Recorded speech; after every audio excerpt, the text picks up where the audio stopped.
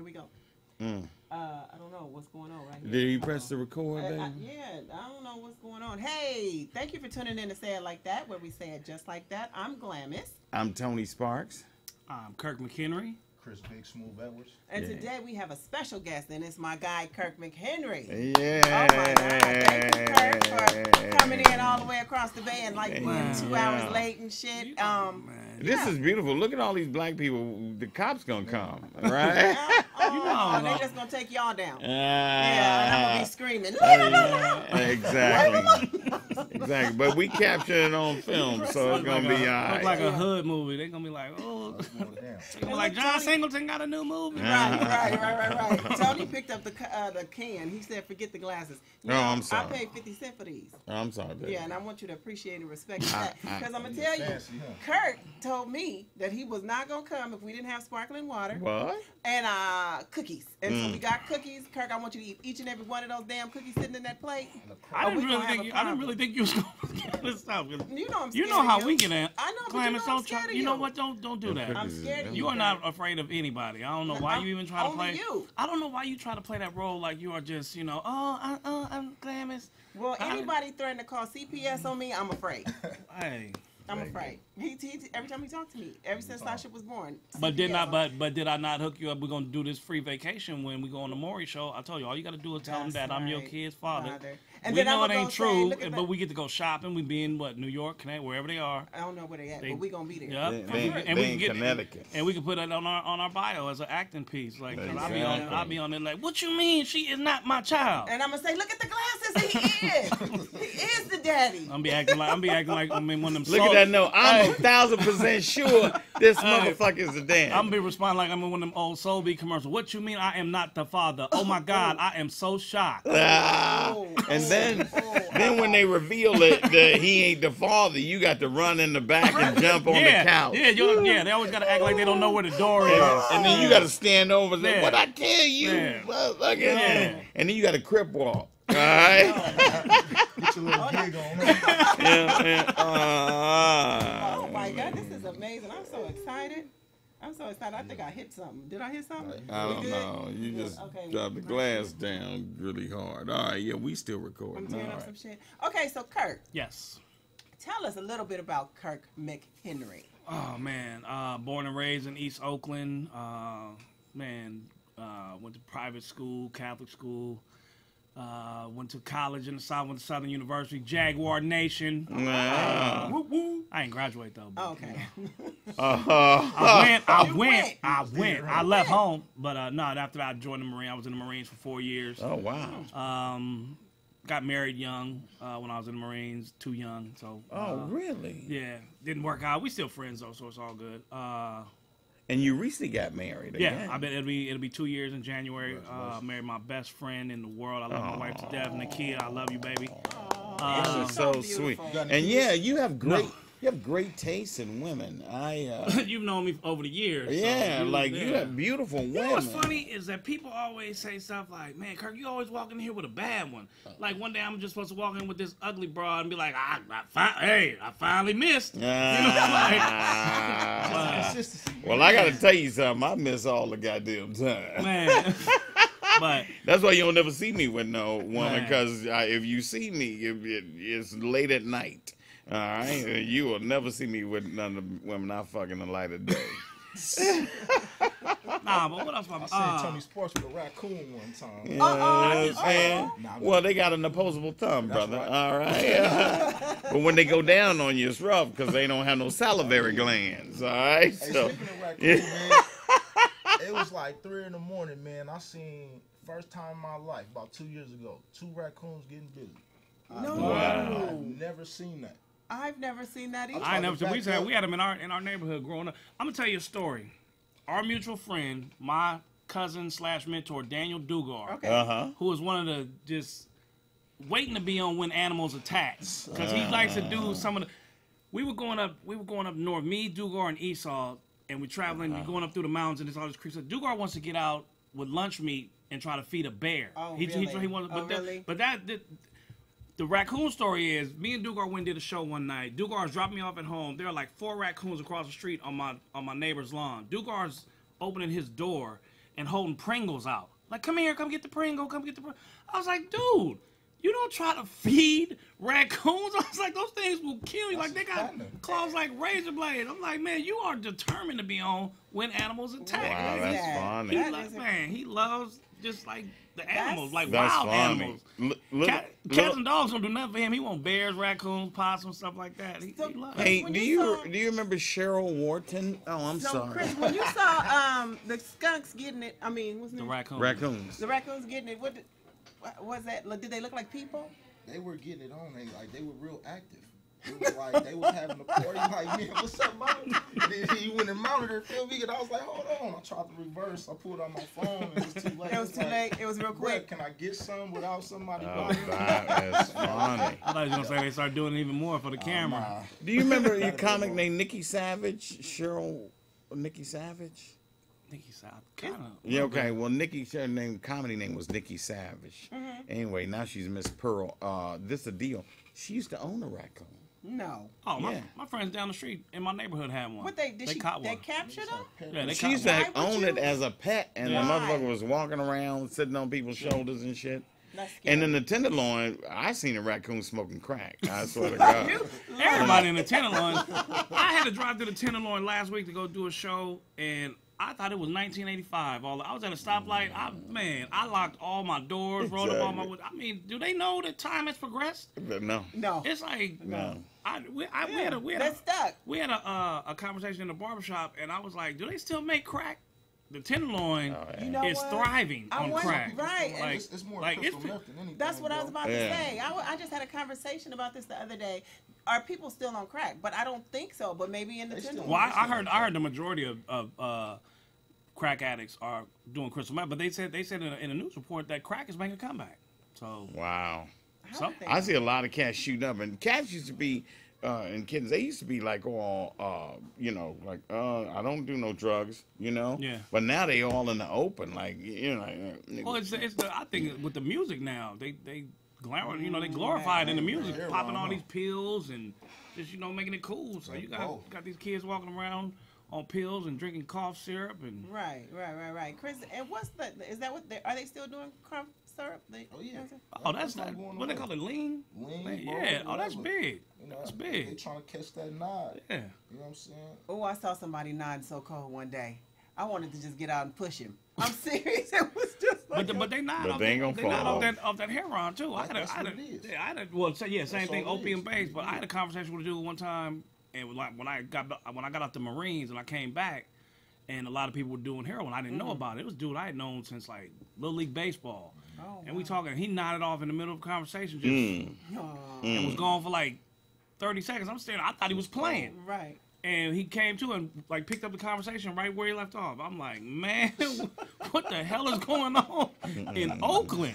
Man. I'm like, I've been gone for a minute. Like, that's funny. So Kirk. Yes. So you were telling us, giving us a little bit about you. Oh no, and I just always was that funny dude. I was never the class clown because like I said, I went to private and Catholic school. My parents had to pay, so I wasn't getting beat for telling jokes. I always made my friends laugh, and I just always looked at the funny side of stuff. And I remember hearing Richard Pryor for the first time. Same scenarios. Most people, your parents sent you upstairs, they listened to it, you wondering why everybody laughing. Snuck in there the next day, listened to it. Didn't get all the jokes, but the ones that I got, I was like, laughing. And then seeing him on the first time, and I was just so amazed. I'm like, this dude doesn't have anything up there but a microphone, and he's like doing facial expressions, and this audience is like hanging on his every word. I was just like, I gotta learn how to do that. That. But then, I was also like the kid that wanted to be in the entertainment business. I always wanted to be on TV. I wanted to do commercials. I wanted to do all that stuff. So getting into comedy, I always wrote like short stories and stuff like that. So transitioning into writing jokes, it was easy to write the concepts, but actually getting on stage and doing them. Like when I first started, I had no idea what I was doing. I didn't know about timing and facial expressions and all that stuff. So, but I always wanted to do. I always was a comedian at heart. Always. Right. That's wild because I mean, like the first time I saw you, you know, it wasn't a work of art. You was on point. I was doing crowd work. You went straight into the jokes. Wow, just the first time I saw Kirk, though, I like, how long this motherfucker been doing this shit? Man, the first time I saw Kirk, it wasn't on stage. It was at Jeffrey's, and you were with Dugar and Alley Cat, and you didn't know I did comedy, and I was like, and so you had that little comedy little thing going, and I was like, hi, nice to meet you, and you were like, I was like, dude, this motherfucker know who I am. So And then after we got to know each other, and I'm anybody that knows me will they know I'm like really kind of standoffish when I first meet people. I'm not that outgoing person, you know. But it's like, I mean, I tell people, man, I like. I keep my circle really small. Like I hang out with the same. Smart. I hang out with the same guys from high school. So you know, I know what they're gonna do. I know my friends. Right. That's right. And it's like new people. You know, after I get to know you, I'll be cool. We'll speak and everything, but that don't mean you coming over my house to watch the fight or nothing like that. You know. Right. So. Or even get in my car and get Like my wife always said, she was like, if I didn't know you were a comic, I wouldn't think you were. She was like, because my wife says, I used to see you at shows, and you'd always be sitting in a corner by yourself. And I was like, that's what I do. I just like to be left alone. Yeah. So. I was like, You got that down. I can't keep motherfuckers on. But no, you said you saw it at Jeffrey's? At Jeffrey's. Oh, that used to be the spot. That used to be the spot. But then with Tony, when did we first meet at was it Dorsey's or over No. in the city? It was a place over in Oakland that I think it was on Webster. It was upstairs. I don't know what the name of that place. The one across from the VA. Probably. I can't remember the name. That was a good room. It was upstairs. Remember, because my son was just born, and I was holding a nigga introducing people. Think about it, he ain't lying. Yeah, that motherfucker did not leave my side. You know, everybody say Tony Sparks. They like, man, that brother started a room in a closet. They be like, but it's gonna be good though. It's gonna be good. It's gonna be good. Yeah, that's funny that we all took our kids at some point to our show. Shit, I would. Had you get this your first time meeting Chris? I believe No, so. You met him before. I met him before. My bad, brother. Yeah. My memory's bad. That was your. No, I mean this is the first time we actually like spoke, but I think I don't know where we was somewhere at a show. Yeah, he was a little dude when you met him. He was never little. He didn't have no facial hair like that. He was never little. I don't never remember him being small. When I first met him, I was like, "This is my son." I'm like, "Damn." No, I gotta be honest with you. When you were really little when I met you, you was a little cat, man. The first show I remember was I was 16. And Rodney Perry was out here, and that's when I first met Rodney Mel. Perry. I think that was Cedric the Entertainer's show, and Rodney was on it, and JJ, little JJ. No, I know you're talking about JJ, yeah. Right, and Linnell and somebody else, yeah. Oh, okay. I met that night. Yeah, that was my first time. Yeah. It's like the names that he's saying. Like I try to tell the guys now who are coming up behind me. I'm like, man, when I was getting started, just the level of talent was just. Oh yeah. I mean, walking in Dorsey's in the end zone. Oh my God, it could be scary. I actually lived closer to the end zone than to Dorsey's, but I started in Dorsey's, and I had I felt comfortable there, and I remember walking in the end zone for the first time, and I know Marv and Clem, they've known me since I was a little kid, but walking in there and man, I was scared. I was like, I don't want to get on this stage. I was like, I don't want to get on this stage. And then the fact that, after J Dub left and Dijon was hosting, rest in peace. One of the that dude was fucking amazing. He made it look so easy. Yeah. But sitting there and with him as the host, and then you got to go up behind him. I remember being in there one night when we were all sitting in the back. And Dijon came in. He didn't do any material. He talked about his weekend for 45 minutes. And everybody is dying laughing. And he looked at his watch. He was like, oh, man. He was like, I got to bring the first comic up. And we're in the back like, no, just keep going. Just keep going. Because didn't nobody want to go up after that. And it was just, it was like funny. The people, J Dub, Dijon, you, Dennis, Dugard, Linnell, Rip the Player. Oh yeah. Oh John yeah. Austin. It was just so many people people that were just, amazing.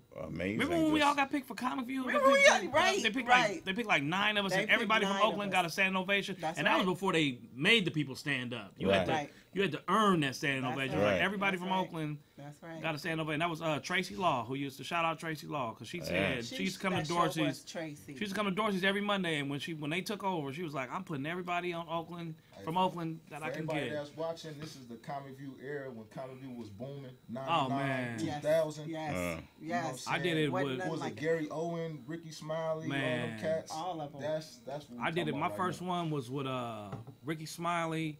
Then I did the one the year after that with Bruce in New Orleans. And then I did my last one was the last one I did. I did the Kevin Hart one. Oh, that's right. Yeah, I did that one. I did that one. So. Yeah. Yeah, Comic View was a lot of fun. It was I told people I wanted to do it 3 times. So I figured the first time, in my mind, I was like, the first time, I'm just happy to be there. Right. The second time, I wanted to show some growth. And I figured the third time, I'm letting people know, hey, I'm here and I'm a force to be reckoned with. Right. And I did it the first 2 years in a row, but then the next one I didn't do till probably 5 years later. Okay. And I did that last one. And it was like, all mine were good. I had the one with Kevin Hart that everybody was really talking about. But it's like I look at him now and I don't even crack a smile when I watch that stuff. I'm like man, like my first one, oh my God, I look at that like, oh God, that's so corny. Like I can't believe I thought that was funny. I mean, at that time, you did your thing. Yeah, but it's all a growth process, brother. Yeah. You know what I'm saying? Yeah. It's you grow and change, and even though stand up is a young person's game, the people who have real experience are the ones who shine. I think that it's harder for a lot of the new comics. That's why they do so many skits and characters and stuff like that, because they don't have the life experiences. Exactly. Like me, I've grown up in Oakland. I've been in Louisiana. I've traveled the world in the military. I've been married. I've been divorced. Just all kind of stuff. So, But it's a whole nother ball game too, because they don't put the time in, Kirk. It's more you get on the YouTube or Facebook or whatever media thing you get on, and you get the following, and then you think you're funny, and then you really find out that that's not what it's all about, because you have to really. What I've seen with that is like when I used to host my room over in Hayward, Day 2-1 that everybody knows about. That was so much fun for 2.5 years. Was the times that we did book people who were just coming up with that whole, YouTube thing and getting followers and everything. That 10 minutes of time for some of them was all the time that they had. Mm-hmm. So it was like, even though people were coming out to see him, we all know as a headliner, that's 45 minutes at least. That's 45 minutes. And I'm not talking messing with the crowd and everything. I'm talking about I want 45 minutes of material. Right. So we had some people come in and they up there and they do anything for like 5 minutes. Then the next 5 minutes, they go into the bit that everybody's seen on YouTube. So everybody's like, oh, yeah. But then they're done. And then that's it. But they still, you 10, 15 minutes in, you still got 30, 45 minutes to go. You know what I'm saying? Over 45 minutes set to go. And now you're talking about, so how y'all doing? Right. Like, no, man. Give it up for the ladies. Or you know what Honest John told me? Honest John, and I never paid attention to this till Honest John told me this. We were overseas one time. Honest John said, I love when brothers are on stage and they don't know what to say next. They all do the same thing. It was like, shit is crazy, man. Shit is crazy. And when I started seeing people actually doing it, I would laugh out loud at people's shows. I'm like, okay, he having a brain fart right now. But, well, that's fine. But I think that the level of talent back then, not to take nothing away from none of these cats out here, because there's some cats out here that are really doing their thing. I'm really proud of a lot of them. Yeah. But like I said, walking in Dorsey's in the end zone back then, and not just saying who would walk in from like L.A. and stuff like that, but just the people in the Bay who would just bring in so much heat. Like I remember being at Jeffrey's and watching John Austin just yeah. John Austin, if you don't bring your butt back to the stage, brother. He been talking about it on Facebook lately. Oh, John was my cousin. Oh, I didn't know. Everybody your damn cousin. I got a big family. I honestly feel like back in y'all time, y'all had to get in the gym and put in work. Oh, yeah. Now, you could do one thing funny, put it on there on TV, internet and somebody get it, go viral. Next thing you know, you got some money. You got some money. Yeah. That's it. That's true.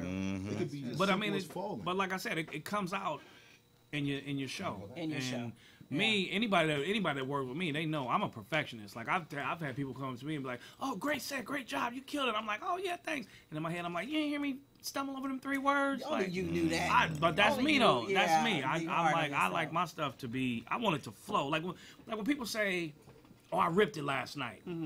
I don't really think that the majority of comics out there know what ripping a show really consists of. To me, ripping a show means you killed it from the time you opened your mouth till the time you stopped. Everything worked. Everything. I've been doing comedy 18 years. Yeah. I have ripped 3 shows. Where I mean ripped. Right.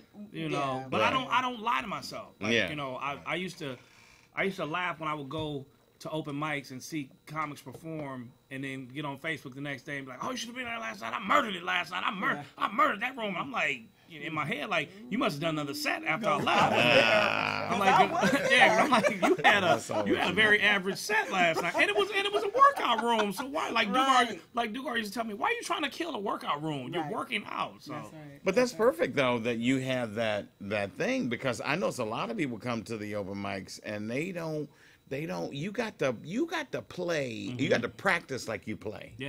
And you never know who's there watching you. Never know. You know what happened that night? You know what happened with us? Yeah. Me and you. I went in, we were going to dinner one night, me and some friends, and came over here and were early for our reservation. I was like, "Oh, I want to go do some comedy, running the brainwash." Tony was like, "Hey," I was like, "Hey man, I'm going to dinner. Can I?" He bumped somebody. It's like, you know, give me a hot 10. So I go up there, 10 minutes. I just, you know, you get that itch. You just want to go on stage. So Right. I go on, and the next day Tony calls me and was like, "Hey man, there was a guy sitting in the crowd, some voiceover work, you know." Right. I ended up doing a video game. I did Toe Jam and Earl 3 Mission to Earth. I did the main character. And you did 1 and 2.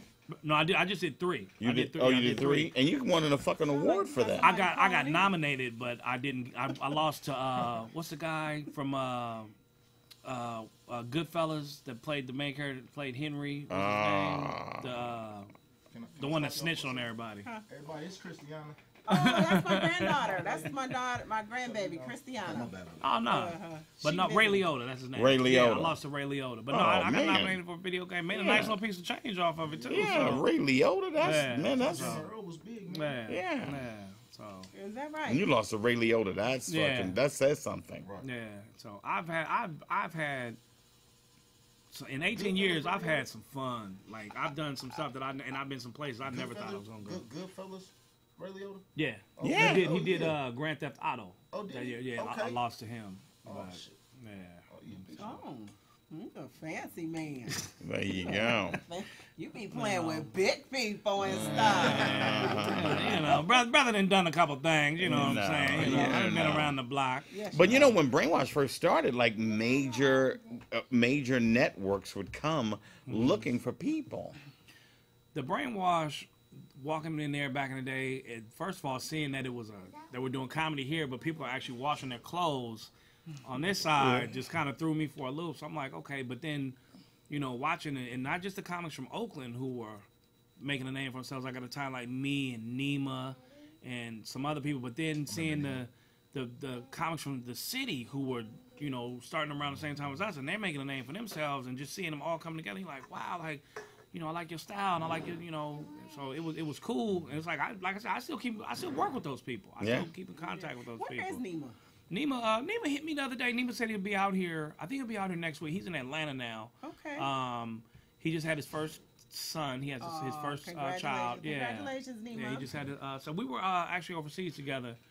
What was it, like a year ago, something like that. We were in Abu Dhabi together. Oh, wow. And doing some shows for the troops. Nima came in. And he's still doing commercial work now, right? I mean, all of us still grinding. You know, somebody offer you a commercial right now, you ain't gonna turn it of down. course. I mean, I don't understand why some of the younger comics think you get to a certain level and, you know, like, okay, I'm good. Like, no. Yeah. But you know, the attrition rate in comedy, people quit, and it's really high. Yeah. You know, it's like baseball. Like 2%, 1% of the people who do it make it. Yeah.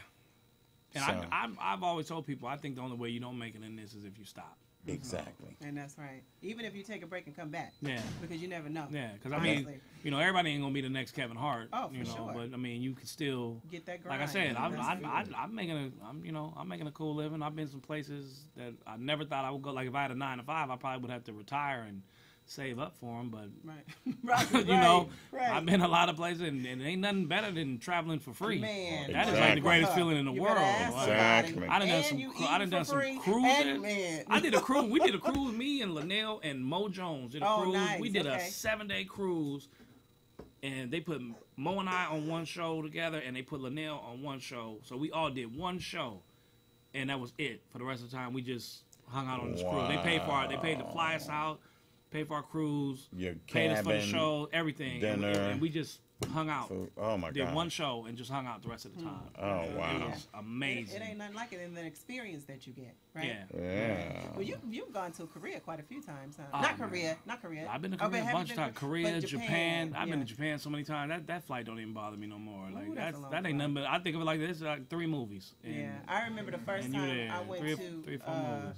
Japan with Dugard, and when I got back, you talking about some cold jet lag? Oh yeah. Oh my God, I felt like dying. I mean, it's a fortunate thing that I didn't have my daughter. I slept for days.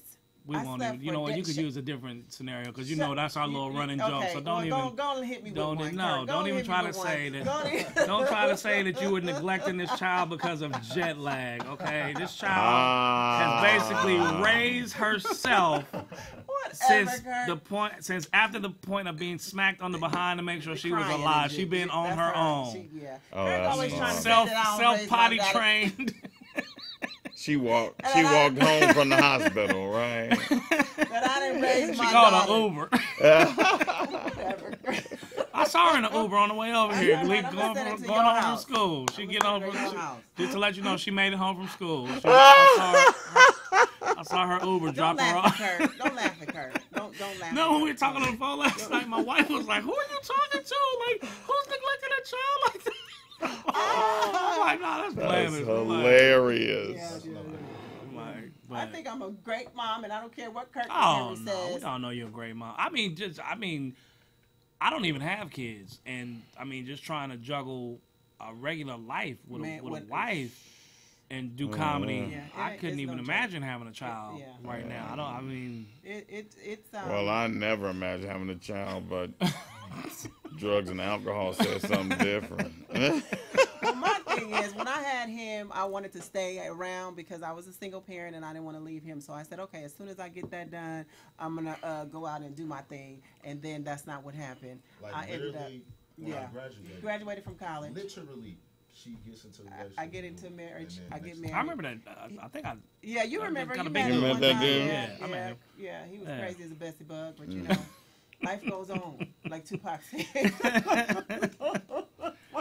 God. Man. But at any rate, so Kirk, yes. When is your next show? Where can we find you? Man, you know what? I am actually hanging out here tonight. I got asked to host the San Francisco Comedy Competition, the round tonight. So I'm hosting that tonight, and then coming up, I'm headlining Laughs Unlimited in SAC in October 12th through the 15th. Okay.